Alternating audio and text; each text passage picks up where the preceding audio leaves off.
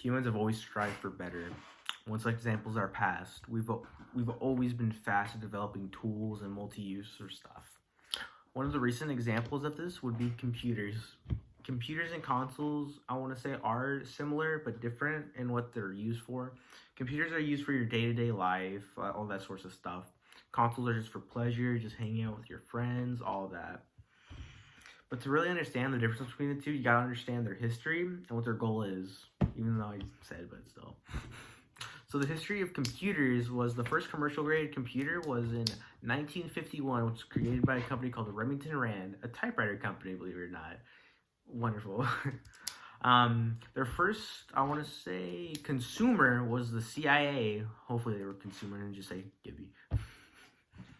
But yeah, and then the first personal computer, like desktop, was the Apple One, which was created by Wozniak and Steve Jobs.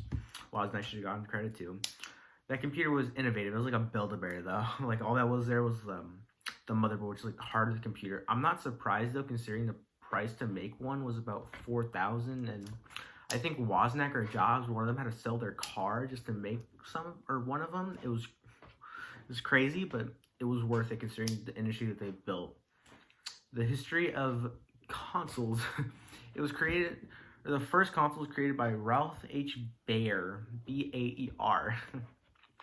It was called the Odyssey, and the company was Metrix, I believe. And the first console's name was the Odyssey, I believe it or not. Table tennis was one of the biggest games on there, and the reason why is pretty straightforward considering how Atari, I don't want to say ripped them off, but got inspiration from it to create one of the most business booming industries in the world with $40 billion. That's just an estimate. It's crazy to think how far consoles have come, and I'm just glad to get this information from my man Ben Lewis at American History of Computers Museum. Great guy.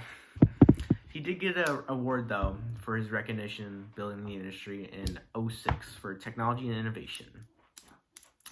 Let's start off with what a computer is, or what a modern computer is. So, like I said earlier, you have the motherboard, which is like the heart, which routes the power.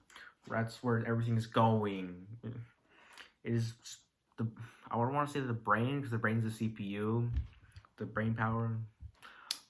It's just the heart. It controls the whole thing, where everything goes. It's great. The GPU is the eyes, how well everything's just visualized. The CPU is the brain power. Whew. The RAM, random access memory, is your short-term memory, and your hard drive is your long-term memory, hopefully. And this all comes together to what's been about 80 years, I want to say, of just hard work and innovation to create what we have now as computers. Without it, we wouldn't be able to be talking right now. It's crazy, the industry that it's built. It's just insane. The difference between the computers now and of old is, it's quite obvious. With the first computer, the Apple One, having, I want to say, like 1.4 kilowatts of RAM, which today's standards is not that good, considering how today's computers are at least 1,000 times better in just RAM alone. So you just imagine how much better computers are. It's exciting to think about. I just want to thank my guys at Digital Trends, my man John Martindale, for writing what is RAM and a CPU to explain the scientific or specific definition of what it is.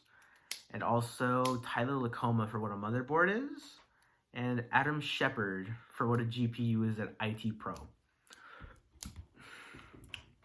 But since we're talking about modern computers, we also have to talk about modern consoles and what they are and what they represent. So modern consoles, they're not really there to innovate. They're there just to get a quick buck, unlike computers. But the specs are up to par, I want to say, up to par to what we at least expect from today's day and age. They are worse than computers, obviously, at least 10 times worse. With like a Zen 2 processor, which is 20 times worse than an i9, and i9s are crazy expensive for no reason. But the specs, they are worse. I do want to thank my man Matt Brown at Windows Central, which is Microsoft, but you probably get mad if I say that it's worse. But to go back to computers, we gotta talk about the heights that they're gonna be able to reach in like the next 20 years and what's been thought of about it. So for VR, it's already a thing, but it is cartoony. There are some horror games out there, some like chat rooms, which do get a little weird. But there are some really good applications in real life. Like you get police training, military training, even medical training.